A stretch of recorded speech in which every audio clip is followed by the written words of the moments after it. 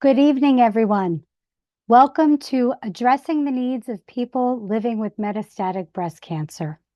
My name is Angela Papalia, and I am the Assistant Director of the Adelphi, New York Statewide Breast Cancer Hotline and Support Program located in Garden City, New York.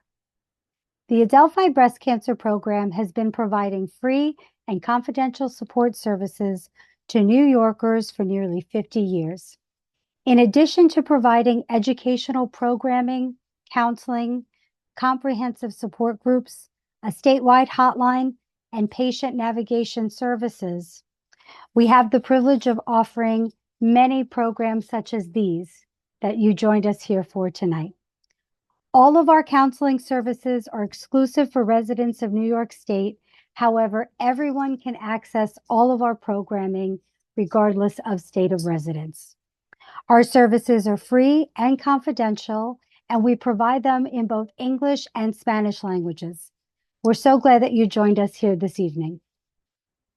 Tonight's program is made possible with support from the Center for Disease Control and Prevention, the Junior Coalition of the Manhasset Women's Coalition Against Breast Cancer, and the Northwell Health Cancer Institute. This program will be recorded, so please adjust your cameras accordingly if you would prefer not to have your photo displayed in the recording. Thank you for understanding. This evening's program will feature two wonderful speakers, and during the presentations, the audience may enter their general questions into the chat located at the bottom of your screen.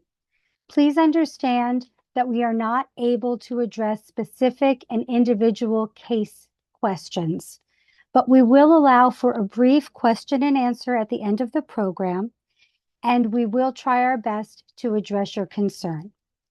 Please understand that we may not get to your questions, and if that does happen, the presenter's contact information will be provided at the end of the program. Tonight, I have the distinct pleasure of introducing our amazing speakers, Dr. Vered Stearns and Ms. Christine Hodgdon. Dr. Stearns is the Director of Translational Breast Cancer Research and the Interim Chief of Breast Medical Oncology from Weill Cornell Medicine. Tonight, she is joined by Ms. Christine Hodgdon, who is a patient advocate and a former conservation biologist who was diagnosed with metastatic breast cancer in 2015. Together, we have an exceptional program planned for our audience this evening. And without further ado, I'd like to welcome both Dr. Stearns and Christine. Thank you so much for being here with us this evening. We're thrilled to have you share your expertise and your insights with us tonight. Thank you so much, Angela, and your colleagues at Adelphi for hosting us tonight. We really are thrilled to be here with you. And I'll start by saying that it was hard to know exactly what to cover. And since there have been so many new treatments and approaches, I thought I will start with a summary of some of the new approaches and then talk a little bit about whole person care and how important that is. And then hopefully after Christine's part, we can take some questions. So thank you.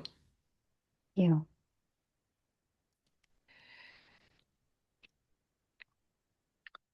This shows okay?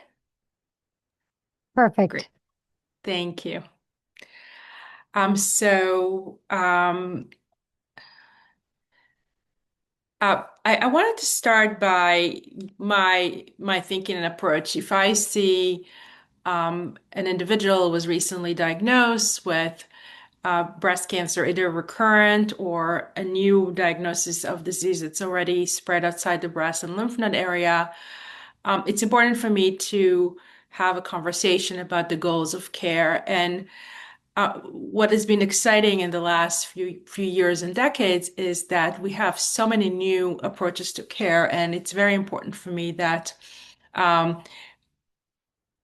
have a conversation with the person, their loved ones, that this is something that we're able to treat for a long period of time. And although we all want to get rid of the cancer completely, if possible, and cure it. It's hard for us to know today whether this will be possible. There are some situations where we can completely get rid of the tumor. We try to stay away from calling it a cure, and we want to stay ahead in case anything is trying to sneak back in. But I wanted to put some terms up because I might be using them again. But sometimes we start a treatment and we can't see any evidence of the cancer on scans or physical exam. And many people refer to that as having no evidence of disease or NED. And that's obviously a very good result.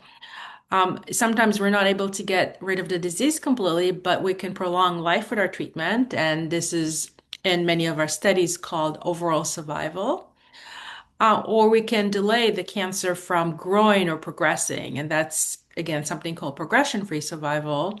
And with that, trying to delay symptoms. And what I tell my patient is when you look overall at treating cancer, and many people are concerned about side effects of treatment, people actually feel better on treatment than if cancer continues to grow and is associated with symptoms. So importantly, though, we need to know where the cancer is located and what symptoms the person has and how to minimize potential risks when we consider the treatment options. So very much want to individualize our care and give people the longest possible time with or beyond their cancer, but time with quality.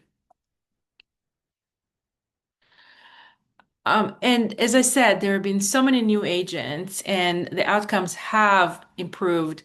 How do we make decisions about treatment? A lot of this relates to the subtype of the breast cancer, and I'll go over that in a little bit more detail. There are also specific mutations or alterations that can be found. So having a good understanding about germline genetics and tumor genetics is something that everyone with metastatic breast cancer should know about. What prior treatments this person received, what other diseases she might have, how active is she? Are there any concerns about organ function? And also preferences. Does she want to come to the clinic every week or once a month or prefers a pill? And what supportive therapy options there might be. So we really want to be holistic in our approach and make sure that people can live as well as possible with their cancer. I'm not going to read this. This is just to tell you, this is just the number of drugs that were approved between 2010 and 2020 by the FDA for breast cancer. And there have been many more since. We see really exciting approvals all the time. Some are not specific to subtypes. Some here in blue are for hormone receptor positive, and green for HER2 positive, and in purple for triple negative. So lots of new approaches. And this is why the care has become more nuanced. And the reason I bring it up is that it's okay to get a second opinion and advocate for yourself. And hopefully that's something that Christine will also drill in.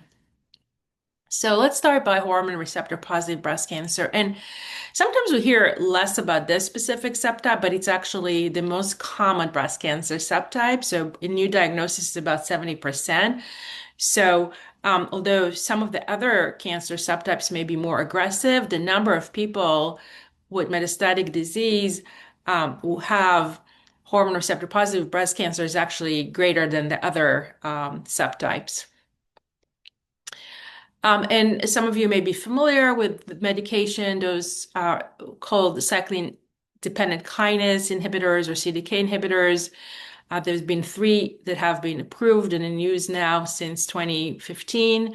And those are the most common treatments that we provide today in combination with either aromatase inhibitor or other endocrine therapy, both in postmenopausal women with breast cancer, but also in premenopausal with suppressing their ovaries. And it can be given in second line, usually with fulvestrant, but there are other approaches that I'll talk about in a moment. And the reason I wanted to discuss those treatments is because each of them also comes with side effects and inconvenience. And many women would live with their cancer for many years or decades, and we want them to keep doing what they want to be doing. So we really need to manage those potential side effects and make sure they're informed. So, for example, palbociclib and ribociclib are given, they're pills, they're given for 3 weeks, and then there's a week off, but they can suppress the white cells and cause anemia and fatigue. But abemaciclib is given every day, may not suppress the cell counts as much, but there is some diarrhea. And almost everybody get diarrhea immediately, but it gets better. So again, we got to inform people so they know what to expect and live their lives. And they also need to know we can adjust these medications, we can stop them, we can, they want to go on a trip and take a drug holiday, we'll support them. We can switch to other medication and we can manage their symptoms. There have been a lot of change in knowing how to use those CDK inhibitors in people who have very little evidence of disease, so not many areas of disease, who may not want to come frequently to the clinic and have blood tests. It's okay to sometimes start with just hormonal therapy and then later on add the CDK inhibitor. We have data to support that, so it's an individualized decision. We also compared giving the CDK inhibitor to chemotherapy in the very first line as someone is diagnosed with recurrent metastatic disease. And we know that chemotherapy is not actually better, that the CDK inhibitor with endocrine therapies is the best approach for most people, with some exceptions to the rule. If someone has maybe metastases that are pressing on specific areas and so on, but it's okay to start with not chemotherapy. And then if someone's cancer is grown after receiving this CDK inhibitor for a little while, they can continue potentially on CDK inhibitor, maybe switch to another family member. As I've shown you, there's 3 different products. And we know then, in particular, in people who are older who haven't received chemotherapy, if the disease is not in the liver or lung, and specifically in those who have estrogen 1 mutation, which is something I'll go back to in a moment, they can be switched to another one. And then we have some newer combinations that are available to specific individuals. Now, another group of what I will call alterations, so those are either mutations or other changes within the tumor cell. So this is not something people are born with, it's something that the cancer cells develop. And a PIK3CA pathway, and there's actually several different receptors in that pathway. So as you see here, I said PI3 kinase, AKT, and mTOR. This is an active pathway in about a third of the individuals, especially with hormone receptor positive breast cancer. And at some point, this pathway might be more active. And we now have ways to block it. And again, it's in combination with endocrine therapy so much. And I know lots of words in this slide, but everolimus is something that we've used for quite a few years now. It's not specific to any of those mutations or alterations, and it's usually given with either exemestane, and more recently, there's a selective estrogen receptor antagonist called giredestrant, and that's shown benefit in people who have estrogen receptor 1 mutation, and that's something we're looking forward to using. But as I said, any one of those drugs will have potential for side effects, and we need to inform our patients so they know what to expect, but also that there's ways for us to manage the symptoms. So stomatitis means mouth sores. So we know now that if you use a steroid mouthwash before you start everolimus, it's not as likely to happen. Fatigue, rash, diarrhea, high blood sugar, we can help manage those or change the medication. Alpelisib we've been using for a period of time now in people who have a PIK3CA mutation. And when we started using it, we've seen very, very high blood sugars. We know now to inform people, make sure they're in touch with their primary care doctor, and sometimes even use medications that are commonly managing diabetes, such as metformin, to do that. And Lastly, capivasertib is another medication that's been approved. It actually has also associated with high blood sugars, but not as much as with alpelisib, and we've been using it more and more. Now, even more recently, there is actually a study that suggested that given three medications, so this is what we now call triplet therapy. So people who've just been diagnosed with breast cancer that has recurred, that's hormone receptor positive, have the PIK3CA mutation, they can get three medication, fulvestrant, which is anti-estrogen, palbociclib, which is the CDK inhibitor we just talked about, and then inavolisib, which is a PIK3CA inhibitor. And when you compare those three to the two that were the standard, there was improved. People were able to stay on their medication for many more months. They lived longer, and it took longer for them to need chemotherapy. So it's obviously a very powerful combination. Now, again, we do need to inform people that there may be at a higher chance of more common side effects. It may alter their white cell count or red cell count. They might have high blood sugars, mouth sores, elevated liver enzymes, and others. So obviously, those need to be monitored. So there needs to be blood tests and doctor's visit. But once you manage those early on, ideally, we want people to be able to be doing the things that they want to be doing.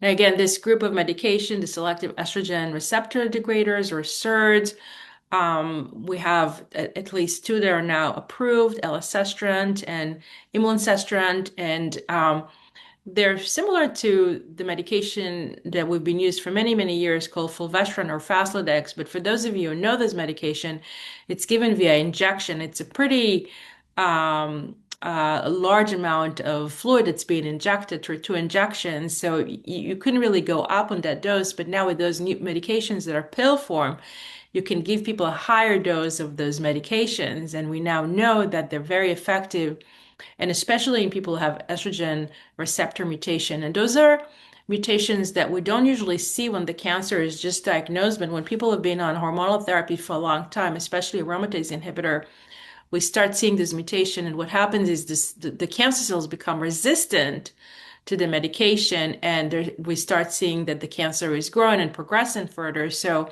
those are being very powerful medication helping suppress tumor.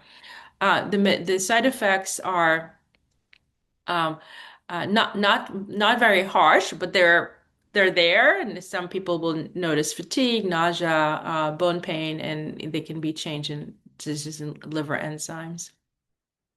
Now, right now, those SERDs are approved as what we call single agent, but we know that there's benefit when you combine them with the CDK inhibitors. In particular, results from a study of imlunestrant and abemaciclib, and it's something that I see us use a lot in the near future. Now, this is something that's came to, a lot of attention, and there's a lot of question about whether we can use blood tests to predict whose cancer might grow and whether to change treatment. So this is a large international study. It was called SERENA-6, and it included people who had metastatic hormone receptor positive breast cancer and were taking the aromatase inhibitor and a CDK inhibitor. And this people got a serial of blood tests, but most of them didn't get at the very beginning of the treatment. This is why it says median time for the first test was about 23 months. So many people have been on this medication for many months, a year or even two.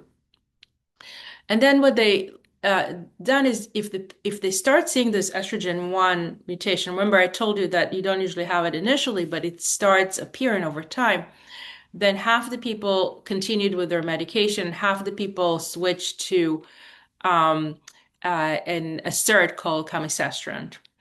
And what they've done, and this is the only slide I think I have when I show you more kind of medical data, and I'll walk you through it. So what it shows you here is percent of people, and then the months from the time they have seen this elevation in the estrogen 1 mutation, and then they were randomized to either continue in the regular treatment, that's the aromatase inhibitor in blue, and then or camizestrant. And each time there's kind of a drop in the curve, it means that somebody had their cancer progress.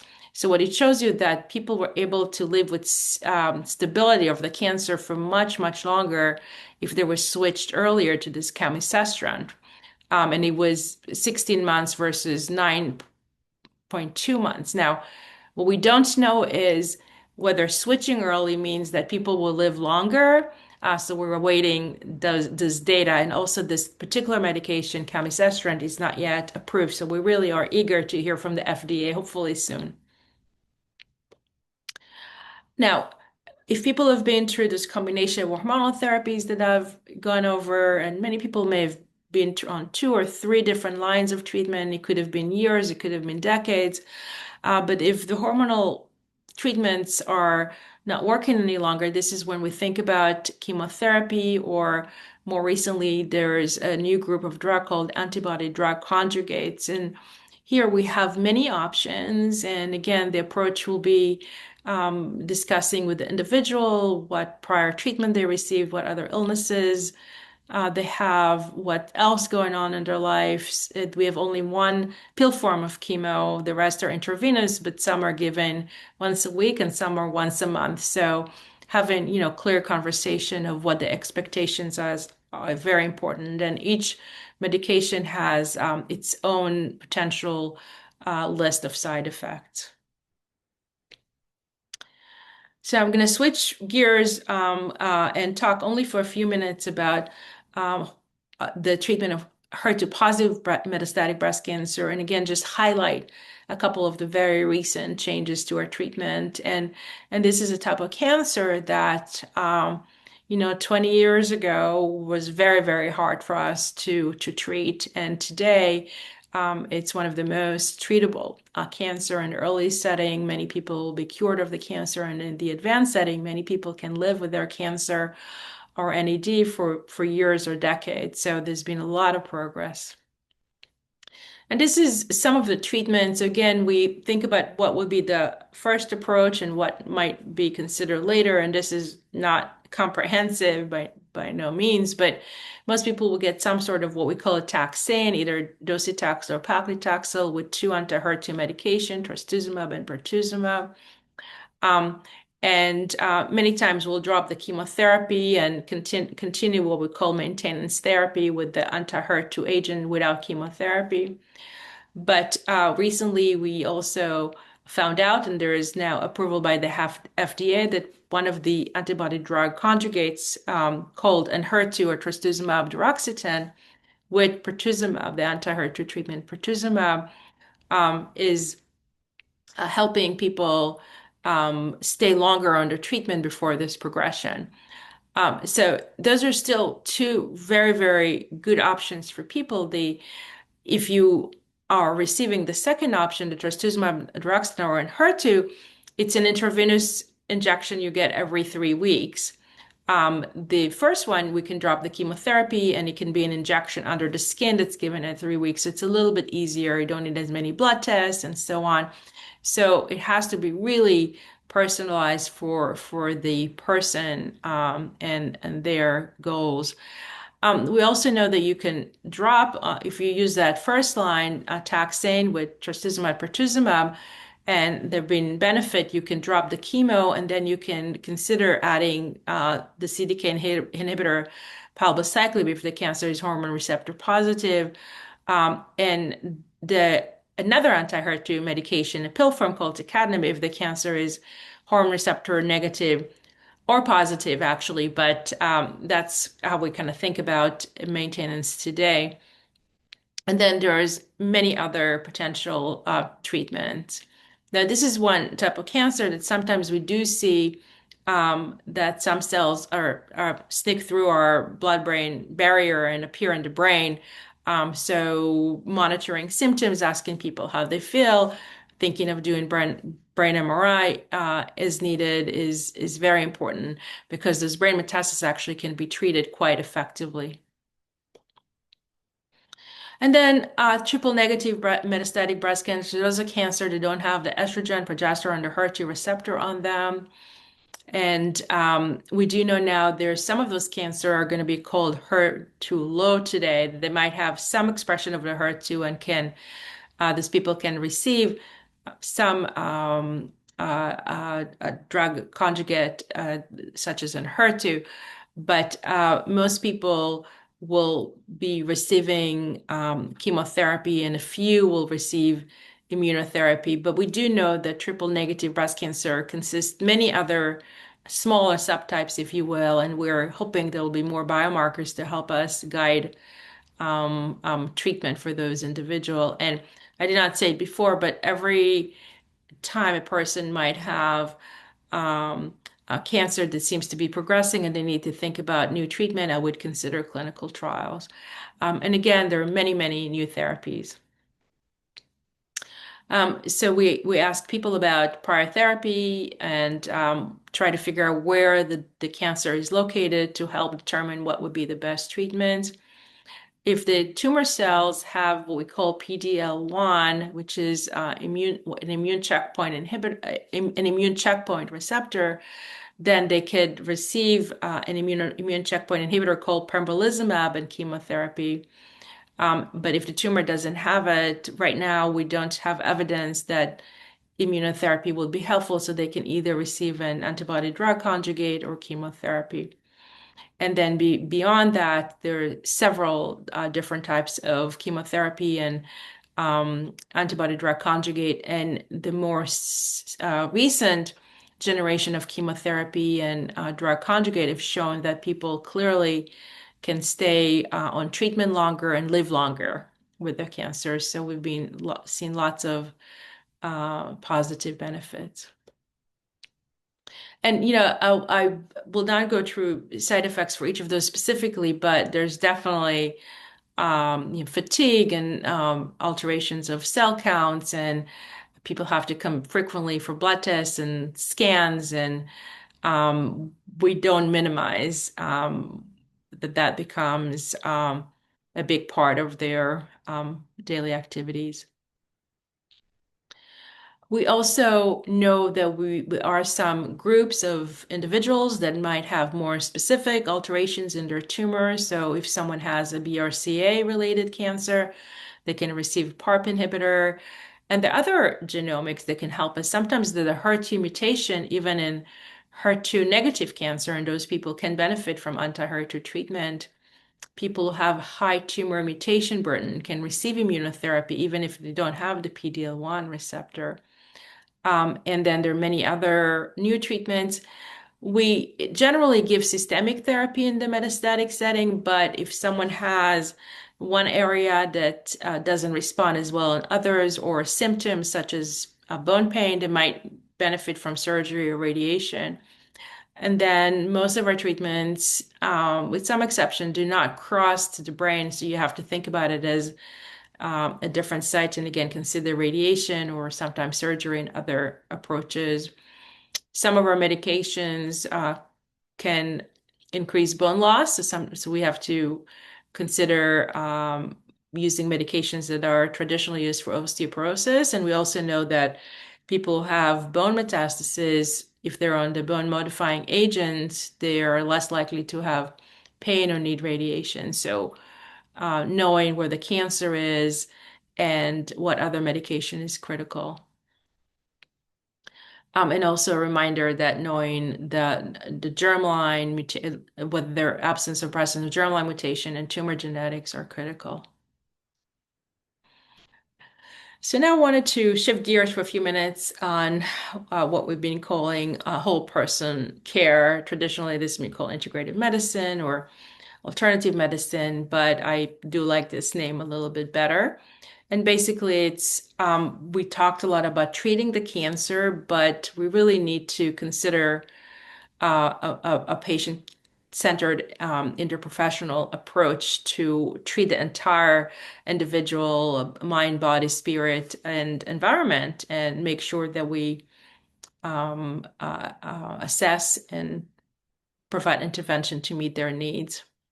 And we know that by doing so, we will improve the health outcomes. So if someone is, for example, fatigued because of the medication and you can't modify it anymore, perhaps providing another intervention will help them feel better, and then they can continue to receive the treatment. So understanding the needs is critical.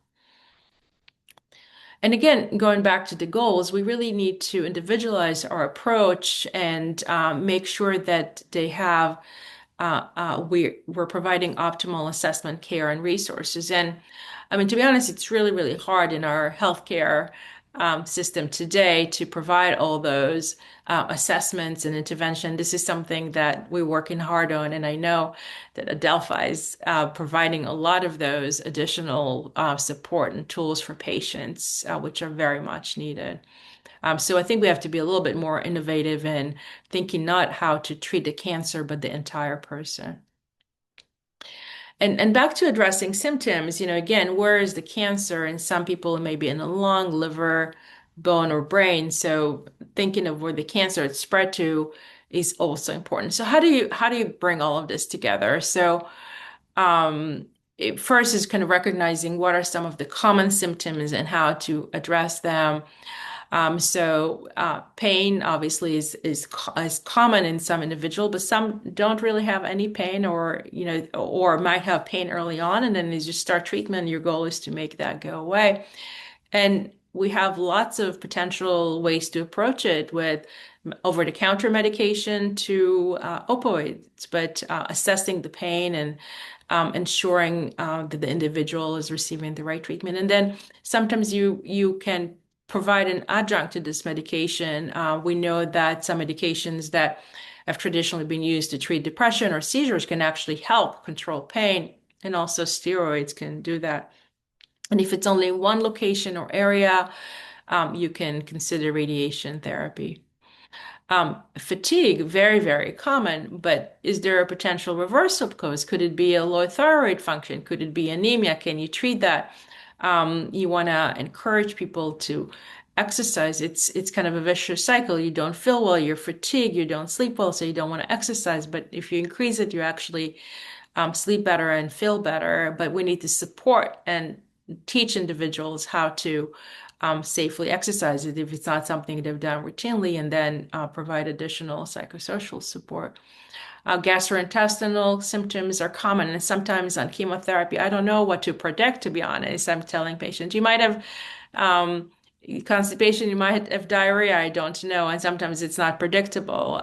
So making sure that they have routine bowel regimen and are well hydrated, and know to call the team when they're not sure about a symptom. And of course, medications to reduce the potential of nausea and vomiting. Some people have dyspnea or shortness of breath because of where the cancer is located, but it could be also a side effect to our medication. One of those ADCs or antibody conjugate I mentioned to you, and HER2, is associated with in a few people with lung disease. So we need to find out the reason. So every symptom is important. Lymphedema, giving people again the education, whether they need compression garment or lymphatic drainage, and exercise. So referring them to the right providers. And screening for anxiety and depression, to again help ensure we give the right intervention or counseling to people. Support groups, again, I know Adelphi has many of those support opportunities for patients, and we need to make sure that people are aware of those. And then weight loss is, appetite loss is not as common with breast cancer, but we do see it sometimes, and we need to make sure there's nutritional support, trying to figure out the reasons behind it, and sometimes you have to give a stimulant. So I wanted to just take the last few minutes to tell you about a multidisciplinary program that we initially started when I was at Johns Hopkins. I moved to Cornell just over 2 years ago. And what we try to do is bring all the symptom management and assessment and intervention to patients in the very beginning of their care. So we're fortunate to have some support from the CDC and a few other grants and some philanthropic funds. And we're thankful for Christine Hodgdon, who was guiding us, and our other faculty and navigators. So we wanted to provide a one-on-one navigation with tailored educational resources about the clinical needs. We Even though many people did not have specific symptoms when they were initially diagnosed, over time they might, either due to the cancer or the treatment. We wanted to make sure that they were aware of what supportive care can provide, and then also wanted to really learn about the individual needs and provide this holistic care I've talked about and connect them. We felt that there were many potential consultants or resources, but sometimes we weren't using them until a person was really in distress. So we wanted to bring it to the very front of the care, and also making sure they're aware about potential clinical trial and other assessments. So we offered some what we call core individual consultation. Everybody met with a nutritionist, with a physical medicine rehabilitation doctor, integrative medicine consultant, palliative care or supportive oncology physician, with social worker, and then we had some optional consultants that are listed here based on the person's preferences. And just to share some of the data, so um, we we found that about 22% of people said that about half the months they're not having healthy days. So, again, this is a lot, right? I mean, I just told you, I want people to live their lives, but if they're half the months is unhealthy, we need to support them. And 10% said that about half the month they didn't feel they had healthy mental health, that they had good mental health, physical function, mental health, and so those are just scores just showing you that people were not feeling good a good chunk of the month. And this PHQ is a score suggestive of potential depression, which we've seen in 22% of people. And then this score suggests, the GAD-7 suggests possible anxiety in 7% of people. So the knowledge of how people are feeling can help us address their needs. And this is just showing you, we used a system called ESAS, where it include this number of symptoms. And it's actually something that people can complete through the electronic medical records. So the most common symptom was tiredness in about half the people, and half of them had significant, the score 7 to 10 will be more significant, or poor well-being.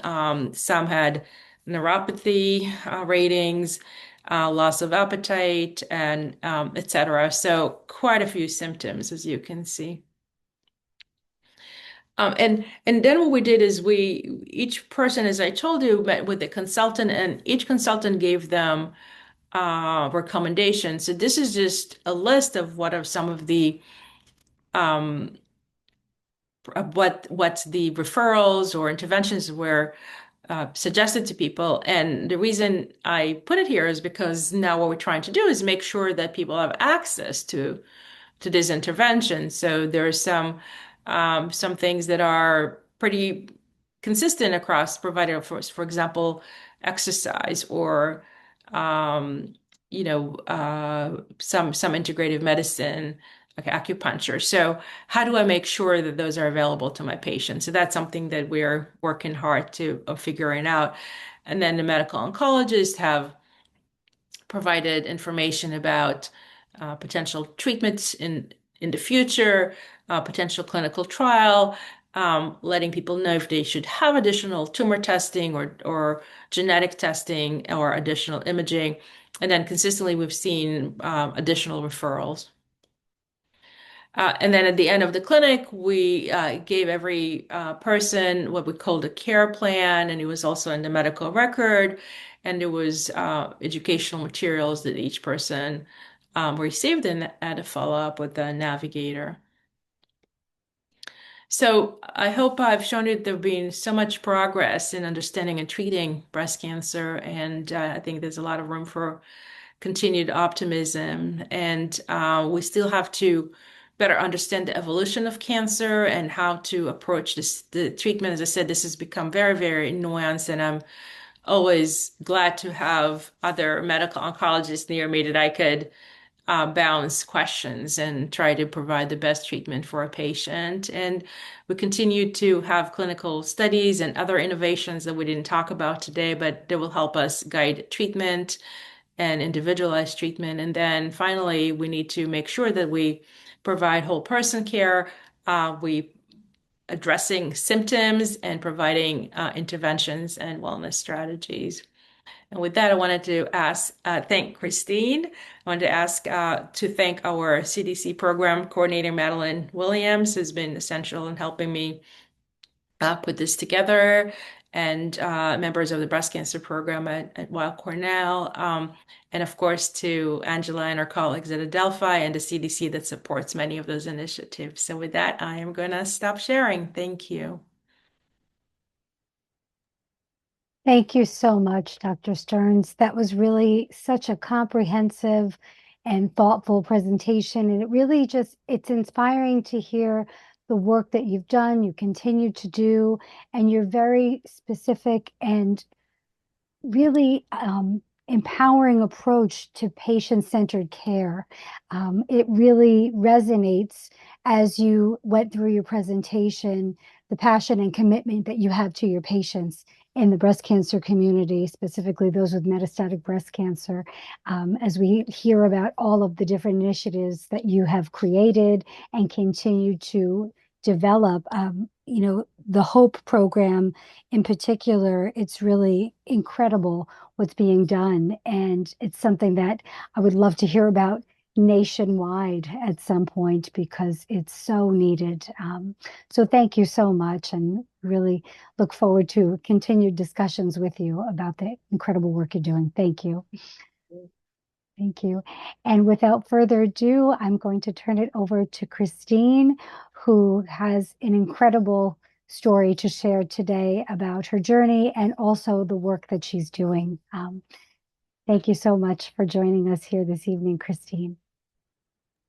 Very, very happy to be here, and thank you so much for the invite. Can you all see my presentation? Okay, let me just move this out of the way. So thank you also, Dr. Stearns. That was an awesome, excellent, comprehensive overview. I hope you all like appreciated how, and I mean, it's a very jarring to be diagnosed with breast cancer, but I'm hoping that that presentation gave you some hope that there are there's a lot of research ongoing and treatments available. And I hope to give you some hope too beyond the diagnosis. So I want to talk today about how patient advocacy can influence cancer research, but also to inspire change. So I'm going to start off.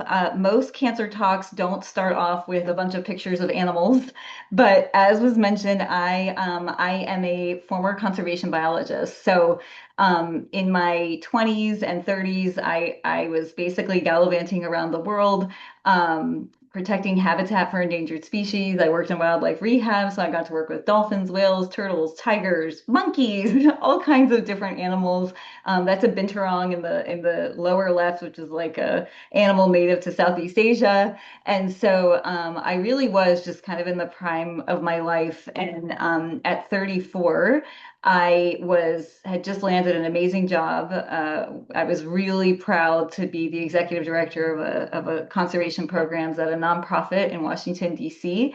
And actually, in this picture here, I'm in Colombia, and I have breast cancer, and I have no idea that I have breast cancer. I have two lumps that were literally protruding out of the side of my body. I had a doctor who told me everything was fine and that I had nothing to worry about, and that I had no cancer in my family, or I had no breast cancer in my family, and that I was too young to get breast cancer. So I imagine some of you might share this experience. Sadly, I thought I was very unique, and I am not. I have heard many times over that young women are often dismissed and ignored. So in this picture, I actually have breast cancer. I just don't know it yet. So this was around November of 2014. It took another 6 or so months for me to actually get diagnosed. In this picture, I also don't know that I have breast cancer. I am awaiting my biopsy. I am very hopeful that it is nothing, as everybody has told me. And sadly, I learned pretty soon after this biopsy that I was diagnosed not only with breast cancer, but it had actually spread already to my lung. So I was what we call de novo metastatic breast cancer. I was actually triple positive. So you heard Dr. Stearns talk about HER2 positive and HER2 negative. I actually have all the receptors. So HER2 positive, ER positive, estrogen, and progesterone. And this is a very trying time for me. I don't know where all of you are in this journey, but this was horrible. I have to say, my first year dealing with breast cancer was terrible. I was also diagnosed with thyroid cancer at the same time. So it was a very trying time. I was still working full time as the director.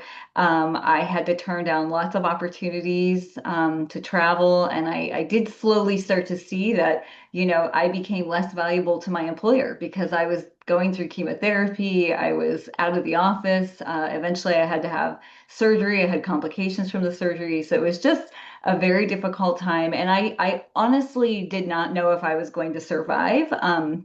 I had heard that the overall survival, and I think I read too that it was, between 2 and 3 years for metastatic patients. And I don't think I had any doctors outright tell me that, but I knew it. I knew that it was a very dire diagnosis, and it was very scary at the time. So once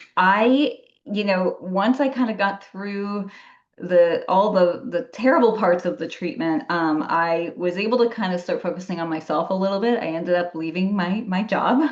I left that job, and I was sort of just trying to take a break. I thought for sure I'd go back into conservation, but I slowly kind of fell into patient advocacy. And so be careful what you wish for if you all are interested in becoming patient advocates. It's really easy to sneak up on you. There's a real need for patients and voices and these perspectives. So I kind of got sucked into it. Pictured here on the left is Michael Strahan. I think it's Strahan. Sorry, I should probably know him. I know he's like famous, but I got to meet him on Good Morning America. I was invited through a campaign called More for NBC, and we got to actually meet some really interesting people. This is actually me in the bottom, Patients Who Inspire Research. This is actually a Johns Hopkins article. I forgot to say that Dr. Stearns was my oncologist, so she's also a big reason why I got so involved in patient advocacy. It's really wonderful to find a partner that is in the clinic or maybe in the lab doing research, but it's really great to find these partnerships. So I slowly started to become a patient advocate, and a lot of people ask me, like, what is patient advocacy? What does that mean? Are you going to appointments with patients? Are you? And yes, actually, at the beginning of my advocacy career, I was doing a lot of support advocacy, but this is just a chart that I kind of made up. It's not, there's probably lots of other ways to advocate, but a lot of us end up kind of becoming advocates for ourselves first. And that is true for me. It was definitely for selfish reasons. I was really wanting to make sure that whatever I had, whatever treatments there were out there, I wanted to make sure I had all my ducks in a row in case I had progression and what was the next thing I was going to do. But once I started to feel a little bit, calmer about my own diagnosis, I started advocating for other people. So I definitely provided a lot of emotional support, sometimes medical advice, helping people find clinical trials. The other types of advocacy are kind of like what Adelphi is doing, like education, allowing, giving patients the tools they need to help navigate this cancer diagnosis. That is such an important part of the of advocating, is that patients really need resources.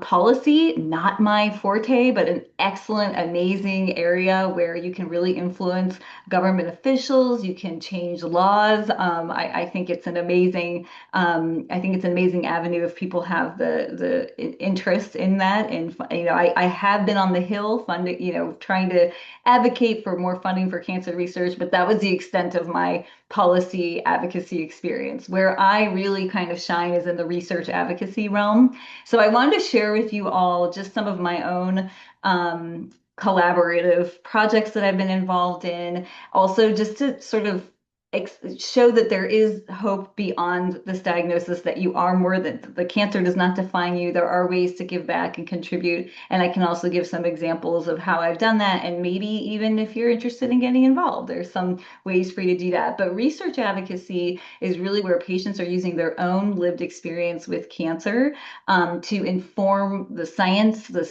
researchers, and the research process.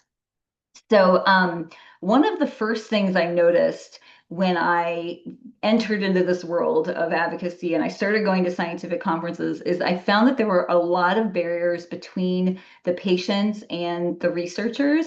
So yes, I got to see Dr. Stearns in the clinic. She was my doctor, but we didn't really have an opportunity to collaborate per se. We had to create that opportunity. And so what I was seeing is that there were, patients were trying to talk to researchers were trying to find patients, and they both didn't know how to do it. So I ended up, asking these questions, and I found, everybody has the same concerns. The researchers want to work with patients, but they have trouble finding them. It's not appropriate for them to go to your infusion center and ask, hey, can you help me with this or that? It's not quite appropriate. So we need more of some kind of a forum to be able to do that. Many researchers will say, I don't have cancer and I have no idea how to talk to patient advocates. I'm afraid of saying the wrong thing. And I always tell them, you will say the wrong thing, and that's how you learn. You have to say the wrong thing, and hopefully you say the wrong thing in front of some nice, kind patients who will nicely correct you. But I think that was an important something I learned from the researchers. And another question that if they're not asking, they should be asking is, how do I compensate advocates for their time?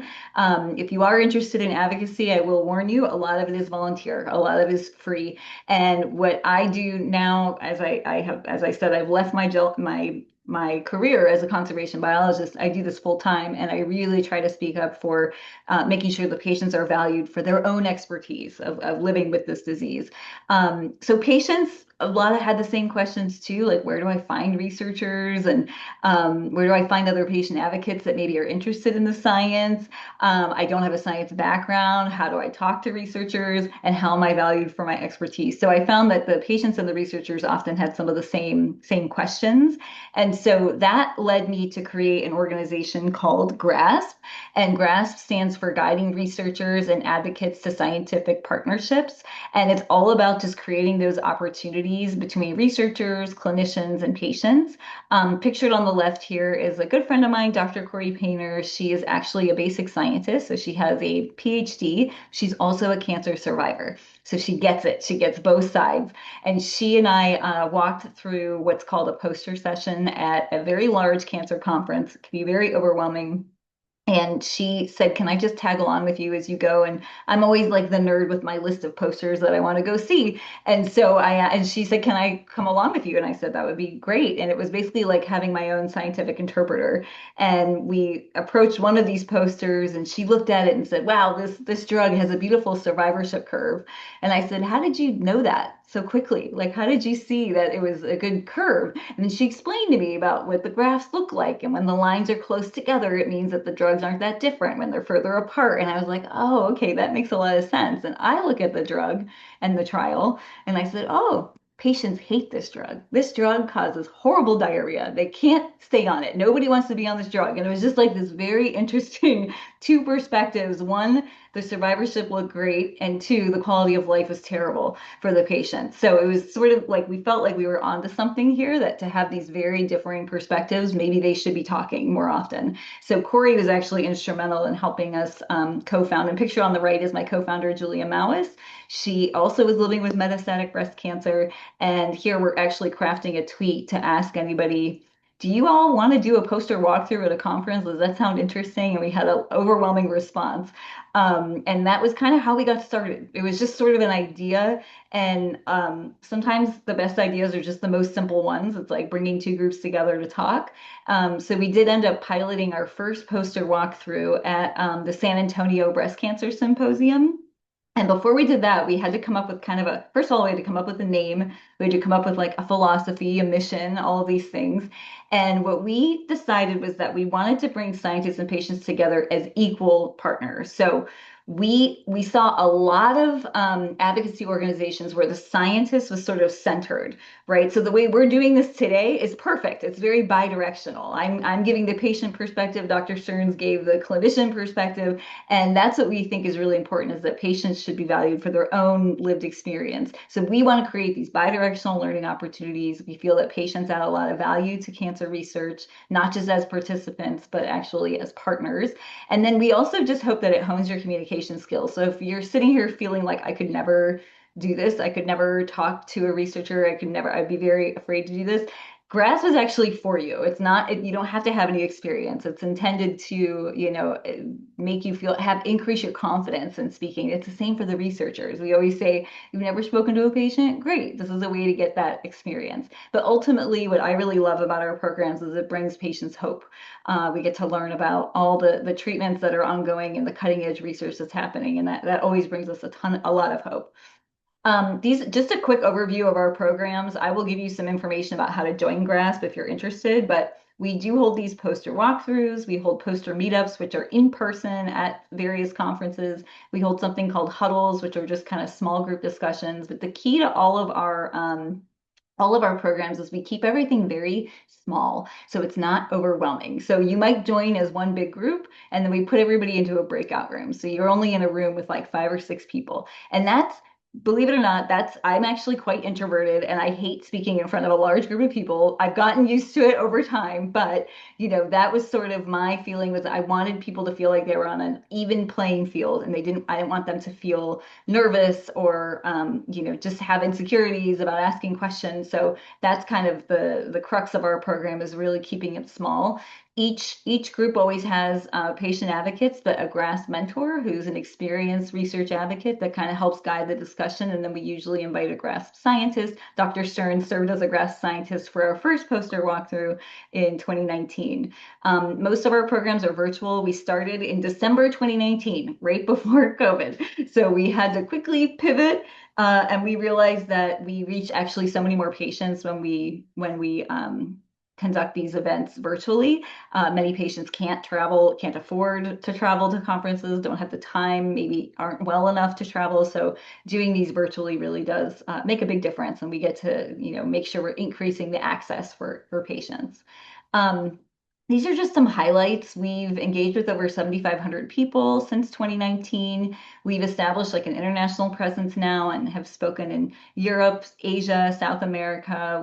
We're actually conducting a training now in Brazil, and we're going to launch a new pan-cancer training workshop in partnership with the FDA, and that's going to happen in March. But these are just some of our numbers to show you that we really do engage kind of equally advocates and scientists.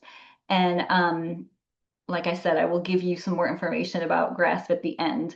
I wanted to talk about, because I'm just I like to do a lot of things. I like to stay busy. So this is another program aside from GRASP that I like to call this my local advocacy. And this is something that Dr. Stearns and I collaborated with together. This was, I believe it was part of the Hope for Hopkins program. So we wanted to create a local research advocacy program. And actually, some of these members they're kind of more, they're in the retired phase, but they're still involved mentoring other patients. We have a new cohort of patients now. And what we do is we bring speakers. Initially, we started off bringing just local Hopkins speakers, but now we actually just invite any researcher that the patients have an interest in, a topic that they're interested in. And it's been really successful. And in fact, Dr. Stearns and I are going to work together again, because she left and went to Cornell. It was very sad for us at Hopkins, but we're continuing her legacy there. But we're going to continue, and we're going to probably do another training through, and I think it's going to be maybe through Cornell, but New York as for the greater community. But it's a really excellent way to kind of learn just the basics. Something that we're going to build into the program this year is, instead of just speakers, we're going to have some skill building sessions where patients can learn, for example, how to to read a publication, how to read a scientific poster. Oftentimes, patient advocates are asked to provide a CV, what they call a bio-sketch. So we're going to train patients on how to write a really nice, succinct bio-sketch, just things like that. So we're going to incorporate that this year. This is sort of my local research advocacy effort. I forgot to mention I am in Baltimore, Maryland, and I am treated at Hopkins. So yeah, this is still ongoing, and it's really been nice. I've really gotten to know the local researchers, which is great. And with our new cohort of patients, I've got to meet a lot more patient advocates as well. And I should say this was co-led by Sam Horn, pictured here. She's also a patient advocate, and Jenny Shang is our co-scientific director, along with Danielle Gilks. So Jenny kind of provides the clinical research side, and Danielle is a basic scientist, so she kind of provides the basic science side of things. And yeah, it's been great. So this is another example of an effort that I was involved in.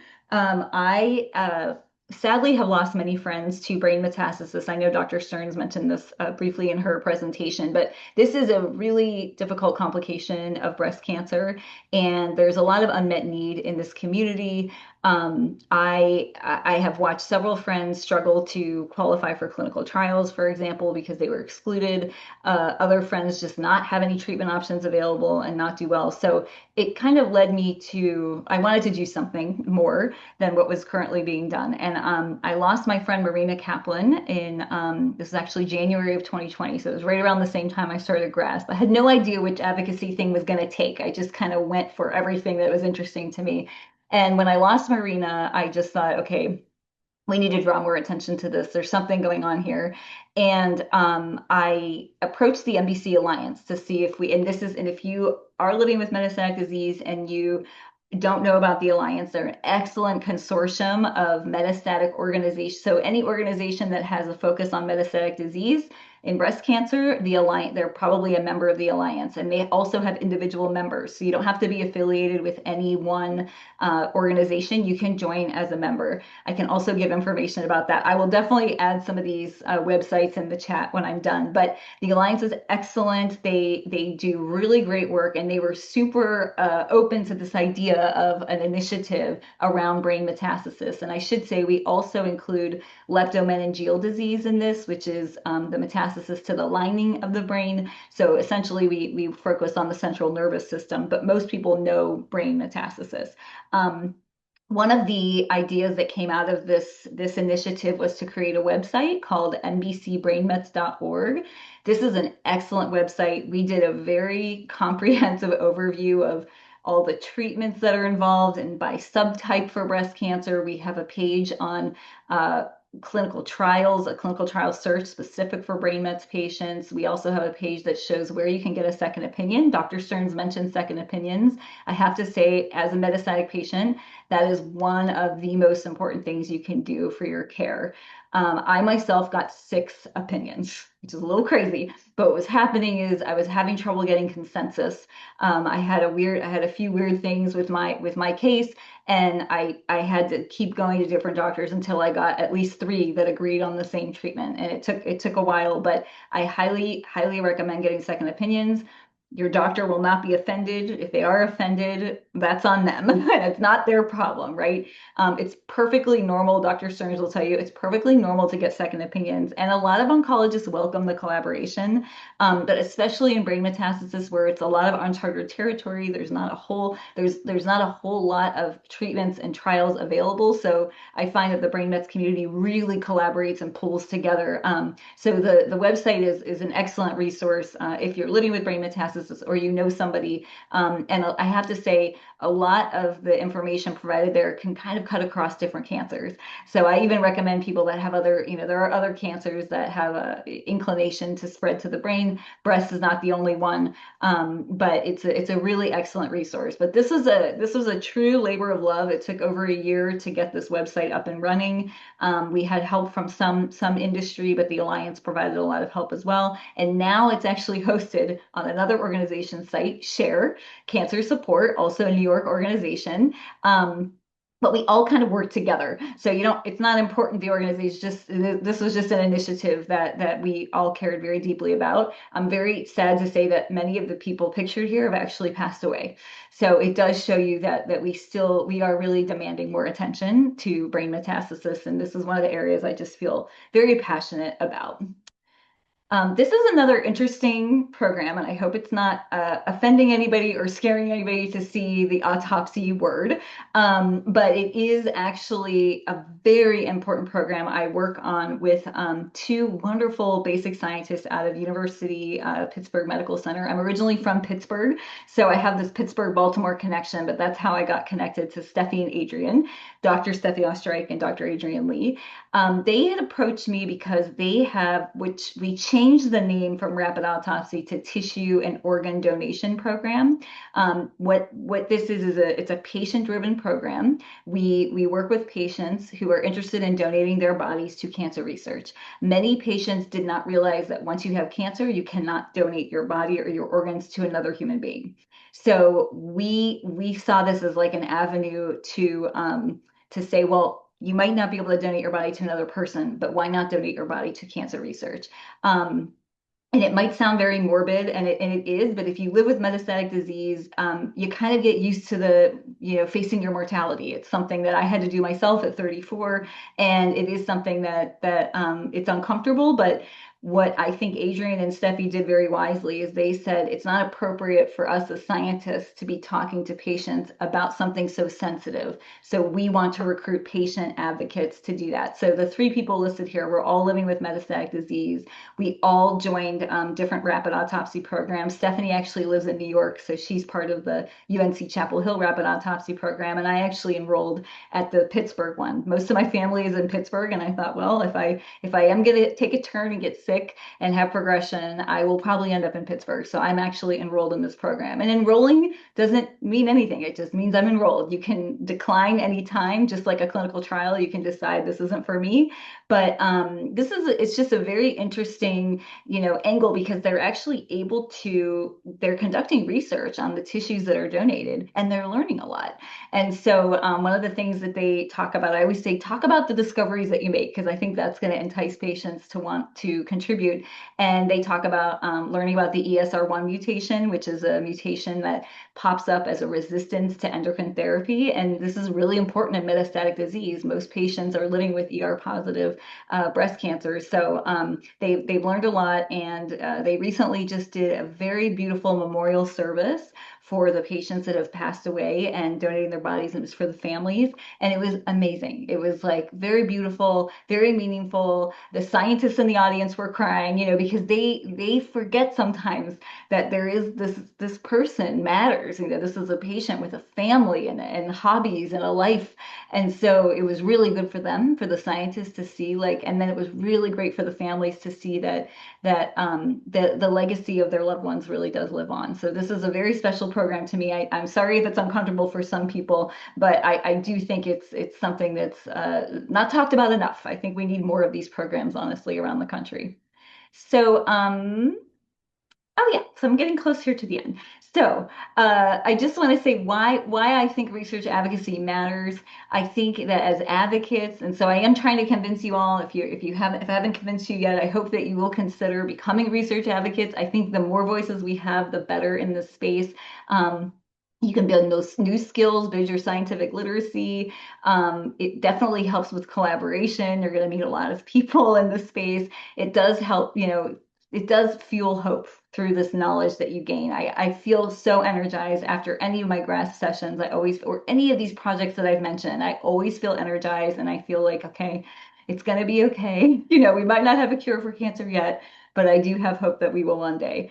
I think that when you're involved in the research, you do have greater impact. You can help ensure that the research addresses urgent, real-world patient priorities. If you've been an advocate for a while now, you might have seen a lot of projects fail, and I think that's because they haven't included the patient. They think they know what the patients want, but they haven't actually asked the patients what the patients want.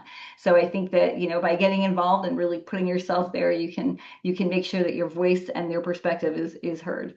Also, personal empowerment is a huge thing to gain from getting involved in research advocacy. I have built my confidence over the years, and I feel very comfortable challenging researchers and physicians on how they're doing things. So all of these things are skills that can be gained. And then my call to action is that I just think that you should always make space for your lived experience with cancer. I understand some people want to just move on and never talk about it again. Totally understandable. But if you don't want to do that, if you're interested in doing more and making something out of this, crappy experience, which we all know it is, I think that it can actually make you a really excellent research partner. And I think that it's important to explore ways to engage in the research that actually feels meaningful to you. Like I said, you can get pulled in and sucked into different things. So I always say just choose the things. I mean, as patients, we know our time is limited and very, very valuable. So I always say just do the work that actually means something to you. Ask to be included. You can demand to be included also. You don't just have to ask, you can just demand to be included and say yes when these opportunities arise. And don't be afraid to challenge the assumptions. You would be surprised how often I or another patient can ask a question and you can just see that the scientists had never even thought of it, hadn't even occurred to them because it's just a different perspective. So I always say, don't be afraid to challenge the assumptions. If you're interested in joining GRASP, you can go to our website, graspcancer.org. I'm also going to provide my contact information. If there was any project that I talked about tonight that sounded interesting, please feel free. I'm an open book. I'm happy to connect you with the right people. Oh, and I always have to do an in memoriam. So these on this slide are actually the names of 114 or 15 people. I can't remember if I changed it, but it's to represent the number of people that pass away from breast cancer every day, which is a lot. And so we have a lot more work to do. I do hope that both Dr. Stearns and I have proven to you that we are passionate about, changing course of this disease, but we have still lost a lot of important, amazing advocates, and I always just want to honor them. And with that, I will say thank you. Hopefully I didn't go over on time. Okay, good. Oh, Christine, thank you so much. That was incredibly inspiring. And it's so amazing to hear about the work that you've done, that you continue to do. It's fascinating to see the reach that you have. And I love the partnership that you have between the advocates, the metastatic breast cancer community, and the researchers and the scientists. And you're just truly incredible. So thank you so much for sharing this incredible presentation tonight. Thank you. I think our audience would agree that it was just an extraordinary opportunity to hear from both of you experts this evening, because it's so critical that we continue to come together to work towards furthering the research and the communication and the services that we can provide and continue to enhance within the metastatic breast cancer community. And I know that we do have a little time for question and answers. So thank you to both of our speakers for being mindful of that. But if the audience does have any comments or something that they would like to address with Dr. Stearns or with Christine, please do so in the chat. And I so appreciate both Dr. Stearns and Christine, you sharing all of the resources and your contact information, because I do feel strongly that you will hear from people after this evening. So thank you for being so open to that.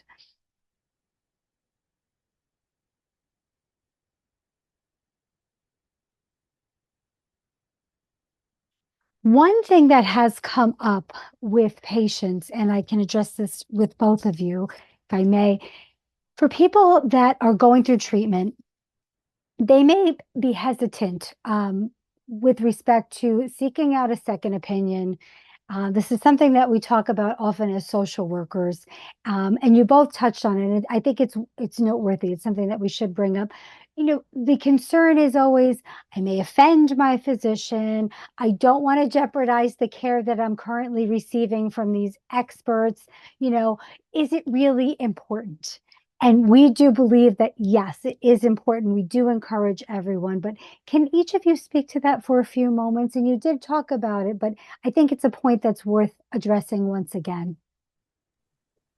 Yeah, I can start. I think it's critical. I think that there has been so much change. To be honest, sometimes I'm not sure what the next best treatment option is for my patient because there's just been so much new work, and I reach out to my colleagues all the time to help with decision making and sometimes to hold my hand as if I'm going to deliver hard news or a need to consider what next treatment would be change the quality of life of my patient possibly. So um, there's absolutely, it's your life.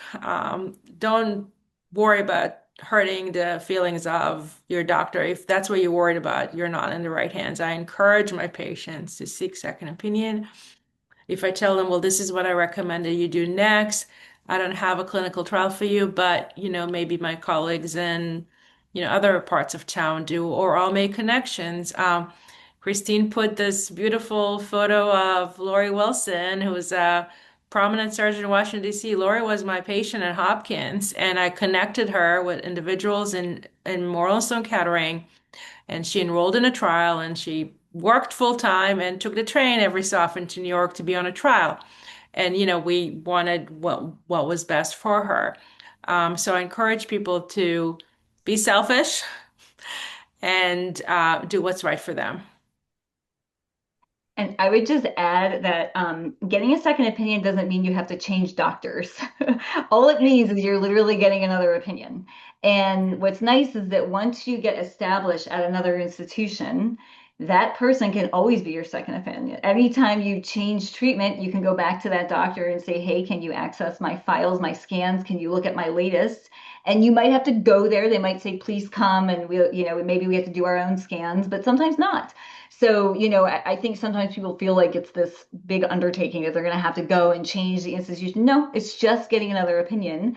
And so I know a lot of patients that live like in rural communities and they have a local oncologist and then they have an oncologist that they see at an NCI designated institution.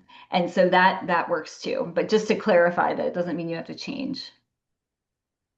Thank you both for sharing that because I think it's really important to hear.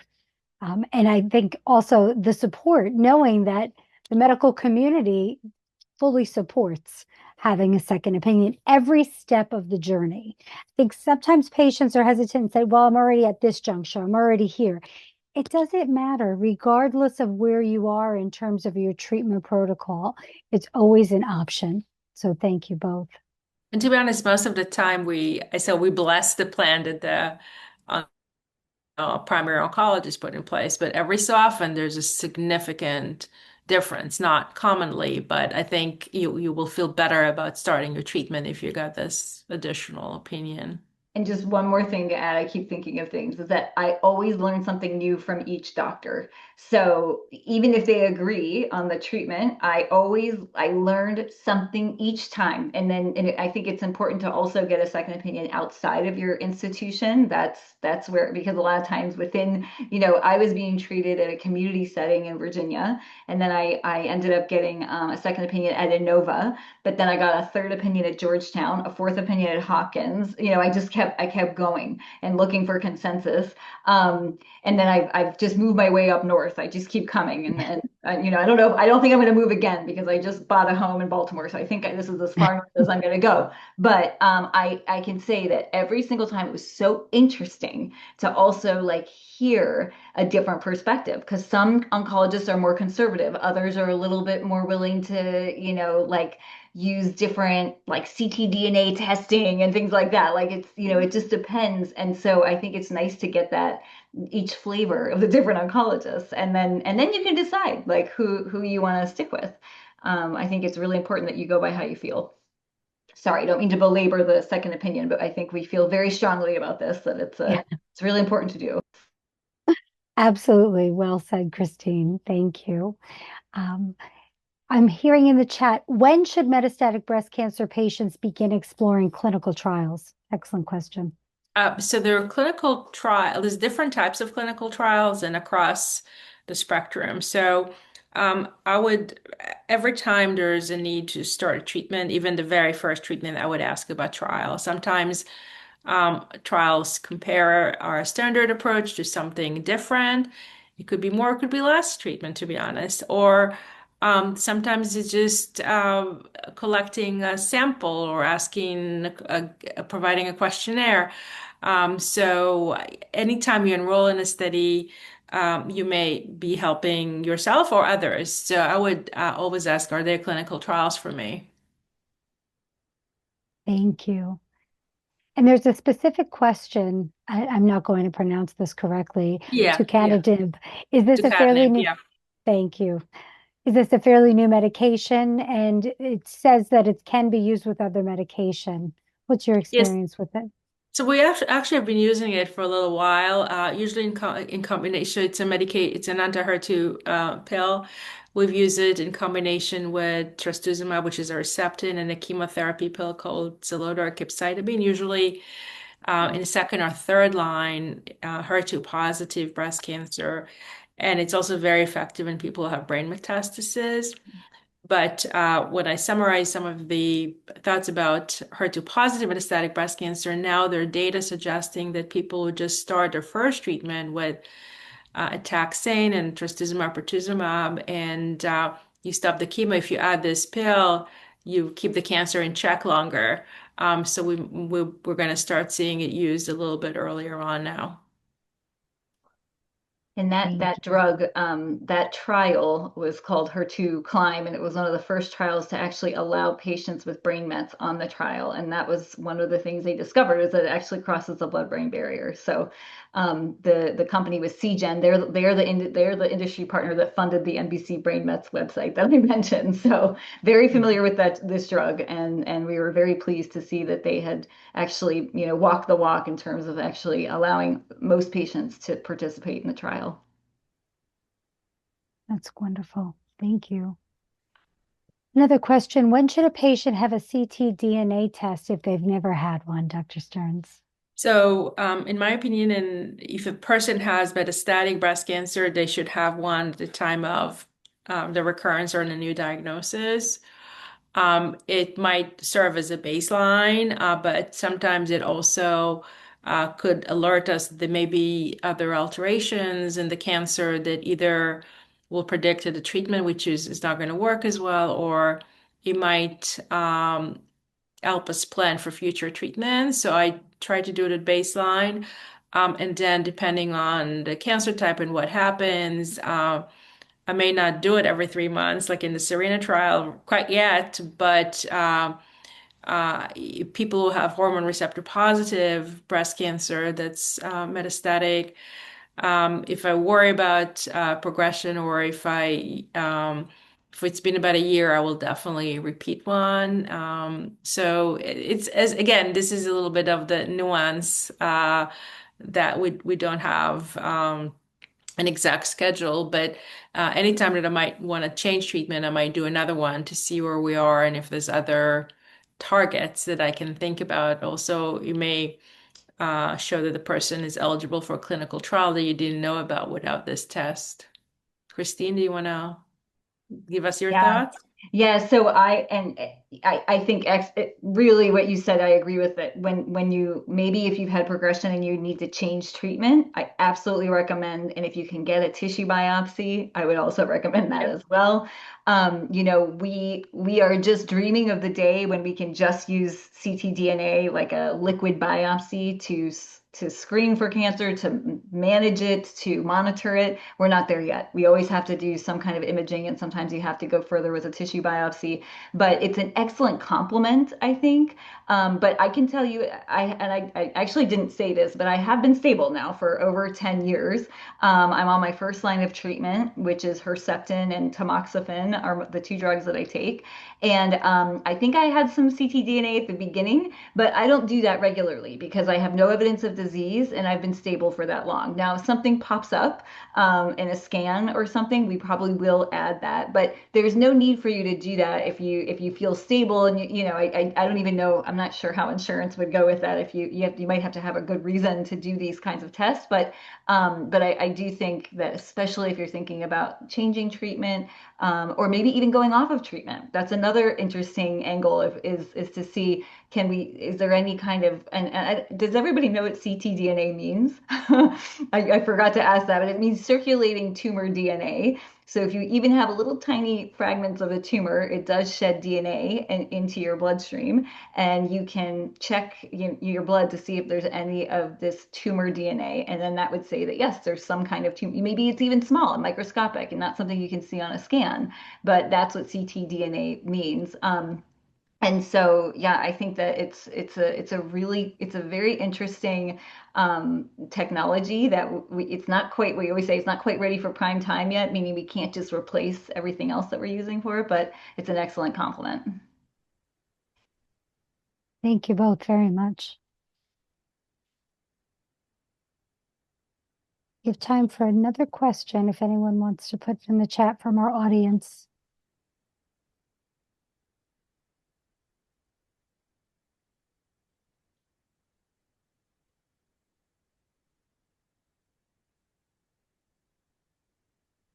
Any final thoughts, Dr. Stern or Christine, that you'd like to share with our participants this evening? Again, just bringing back the optimism and hope. There's many different types of treatments and many approaches to ensure that people can live with their cancer for as long as possible, and it's getting better all the time. So, be your own advocate and pursue whatever is right for you to live well with and beyond your cancer. Yeah, I agree that I think it is very exciting to learn about all of the treatment options that we have available. But also, I hope that I was able to show you that you don't need the diagnosis to define you. That there's other ways to there's other things to gain from this. I won't say it was a gift. I will never call cancer a gift. It definitely was not.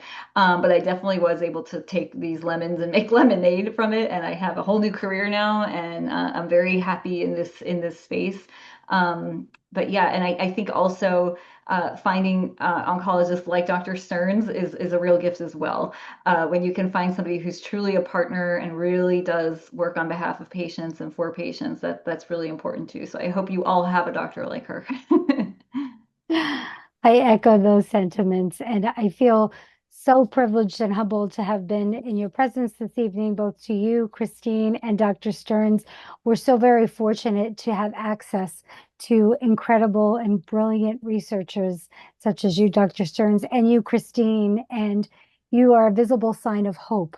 There's no question about that. And it's inspiring to hear what's coming down the pike. And we really look forward to coming together again for the metastatic breast cancer community. And we want all of our guests here to know this evening that through these incredible partnerships with Dr. Stearns and her team, Christine, with you and your team, it's been such a pleasure to have this opportunity to get to know you. And we hope this is the beginning of all of our continued relationships together. Please know here at this program, we're all here for you. So don't hesitate to reach out to Adelphi, to Weill Cornell, Johns Hopkins, to Christine and her organizations at GRASP, the Metastatic Breast Cancer Alliance. Utilize the resources that are provided. We're stronger together, and our roles here is to support all of you.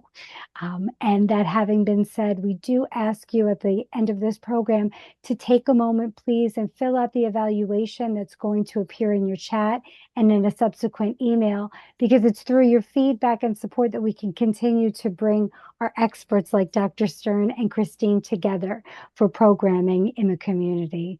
So we wish you all the very, very best. And thank you so much, Dr. Stearns, and to Christine. This was really a pleasure to have you here this evening. To all of you, we wish you well and stay cozy wherever you are here tonight in the States.